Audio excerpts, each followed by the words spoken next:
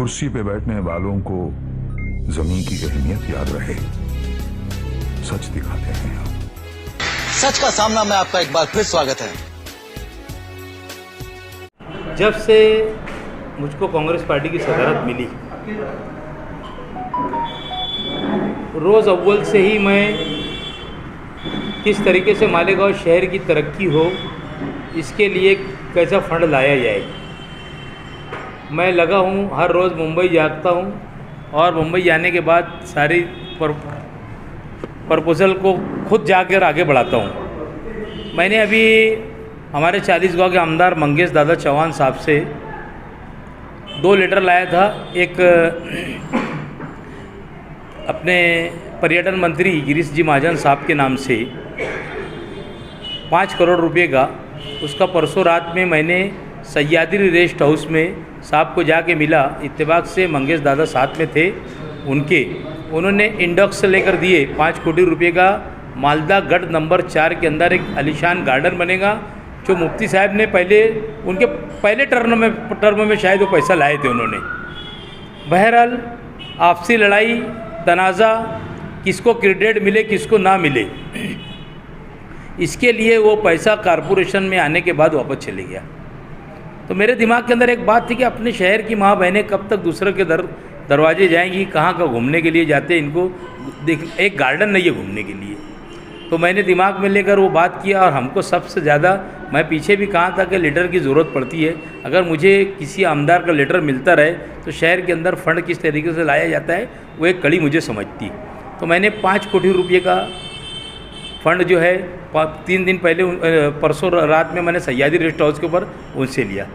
आप देख रहे होंगे कि एक अच्छा पायादार खूबसूरत रोड का काम शुरू है और खानका मस्जिद के पास आखिरी मरहले के अंदर है। वो रोड शहर के लिए बेहद ज़रूरी था, लोगों के लिए। वो काम आप आखिरी मरहले के अंदर है। मैंने क्रीडा के अंदर 10 करोड़ रुपये का पीछे उसका भी पाठ पुरावा कर रहा हूँ। अगर अल्हम्दुलिल्लाह अल्लाह ने चाहा तो बहुत जल्द मुझको वो 10 करोड़ रुपये भी क्रीडा के अंदर लाने के अंदर मुझको सफलता मिलेगी। उस तरीके से 6 करोड़ रुपया हम अपने आउटर के एमएलए दादाजी भूसे साहब के लेटर के ऊपर मैंने माननीय मुख्यमंत्री जी से ये किया था। 6 करोड़ रुपए का रास्ते का लेटर मांगा था। वो भी मैं समझता हूँ कि शायद आखिरी मरहले के अंदर है। हमारे पालक मंत्री जी का धन्यवाद, उन्होंने मुझे जो लेटर दिया था शायद वो भी आखिरी मरहले के अंदर है, जिसके अंदर आज़ाद नगर का रोड है, खलील सेठ की साइजिंग के बाजू में जो 60 फुटी रोड है, छोटा कब्रस्तान के जो एरिया में जो छोटा कब्रस्तान के पास 3 कंदी से छोटा कब्रस्तान का रोड आता, वो सीमेंट रोड है। और अमन चौक से लेकर तो अयूब मास्टर के घर तक के एक सीमेंट रोड ऐसा 6 कोटी रुपये का वो भी प्रपोजल चालू है। ऐसे मैं समझता हूँ। और कल डीपीडीसी की जो लिस्ट आई है तो मैंने मंत्री साहब से 2 करोड़ रुपया मांगा था। अभी फ़िलहाल उन्होंने 1 करोड़ रुपये दिए। वो मेरे लिए भी बड़ी सफलता की बात है कि मालेगांव शहर के अंदर बुनकर बिरादरी का कब से एक सपना है कि भाई बुनकर भवन बनाया जाए। वहाँ मुझे ये समझ में आया था कि ऐसा कौन सा शैतान घुसा है कि सब आलिम कारपोरेशन के जो आलिम कारपोरेटर है वो भी फेल हो जाते, जो वहाँ पर कुर्सी पे बैठने वाले वो भी आज तक के उसको बना नहीं पाए। तो मैंने 1 नंबर स्कूल के अंदर मुतालबा किया था। तो अपने पालक मंत्री जी ने कल की जो लिस्ट आई है उसमें 1 करोड़ रुपया उन्होंने बुनकर भवन के नाम से जो मैंने मांगा था, और 1 करोड़ रुपये रोड रास्ते के लिए मांगा था। कल पहली जो लिस्ट आई उसमें 1 करोड़ रुपये की मुझे वो भी सफलता मिली। और वो कमिश्नर साहब ने जो मुझे बजट दिए, उन्होंने 1 करोड़ के ऊपर मुझे बजट दिए, उनका भी मैं शुक्रिया अदा करता हूँ। हम लड़ाई के अंदर मैं गिरना नहीं चाहता पहले से। कौन क्या कर रहा, जो बोलता है उसके खिलाफ में उसने पहले अपने गिरेबान झाँकना चाहिए कि ये कितने बड़े चोर है गाँव के, जिन्होंने पूरी कारपोरेशन की सत्यानाशी करके घर गए। आज 1 करोड़ रुपये उन्होंने जो फंड दिया उसमें मैंने 29 लाख रुपये का जिम का सामान मंगाया, जो गुज़िश्ता 3-4 साल से बन के पड़ा है। अल्हम्दुलिल्लाह खंडर तो नहीं हो रहा वो, क्योंकि मेरी अपनी हिफाजत के अंदर है वो। इसके लिए वो काम को मैंने 29 लाख रुपये का वो भी टेंडर निकल गया। 38 लाख रुपये का सुशोभीकरण का मेरा एक जगह पे प्रोग्राम है, मैं 38 लाख रुपये का वो सुशोभीकरण का वो भी टेंडर निकल गया। उमर फारूक मस्जिद जो अहमद नसीम मीना नगरी स्कूल के पास का एक रास्ता है, 15 लाख रुपये का वो टेंडर निकल गया।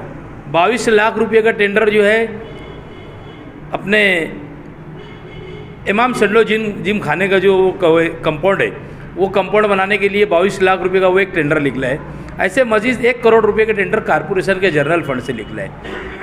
अगर ये इमाम शंडो का अखाड़े का जल्दी से वाल कंपाउंड हो जाता तो इमरान प्रताप गढ़ी साहब ने जो अपनों को निधि जो देने का बोले थे, मौलाना अब्दुल अहद हज़री जिनका भी इंतकाल हुआ था और साजिद हुसैन अशरफी के नाम थे, एक कम से कम वहाँ पर वो अपना एक लाइब्रेरी वहाँ पर उनके नाम से बन जाएंगी। तो दूसरी जगह का फिर अपन सोचेंगे साजिद हुसैन अशरफी साहब के नाम से कहाँ बनाना है, तो उसके लिए भी मैंने पाठ पुरावा करके वाल कंपाउंड का पैसा ले लिया। शहर आप तरक्की चाहता, शहर काम करने वालों को मौका देगा, शहर आप बोल वचन देने वालों को और अपना सुख पालने के लिए नहीं देगा। सुख अगर तुम शहर के एमएलए बने, शहर का अगर तुमको कुछ दिया है तो तुम शहर के लोगों को सुख के लिए काम करो। तुम्हारा सुख देख रहे, शहर के लोगों को आज तक इसका सुख नहीं मिला।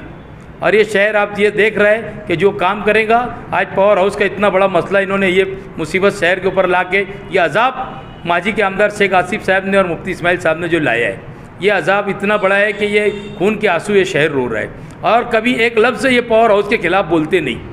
ये सुबह से मैं उठता हूँ तो शाम तक के पावर वालों का मसला ही रहता है। हम लोग शहर के लोगों को जगाने का काम, पीछे 5 रोज़ हम लोगों के घर तक के गए, घर पट्टी बढ़ी, 3 रोज़ तक के मैं भूख हड़ताल किया। मुझे आखिरी वो इसके अंदर चक्कर आने लगे क्योंकि शहर के लिए कर रहे थे हम। इन्होंने 6-6 साल की घर पट्टी, नया जिन्होंने मकान बनाया उसके लिए 6-6 साल की घर पट्टी इन्होंने जो दिए थे, आज का अल्हम्दुलिल्लाह कहीं ना कहीं रुकी है। और अगर ये देते भी है तो मैं इसके लिए कोर्ट हो जाऊंगा। मैंने पहले भी कहा था और आज भी बोल रहा हूँ, शहर के अंदर जो काम करेगा ये शहर उसको मौका देगा। आप शहर कोई जात बिरादरी का राजकारण नहीं करना चाहता है, कोई बिरादरी को मानता होता नहीं, ये शहर सिर्फ और सिर्फ काम को मानेगा।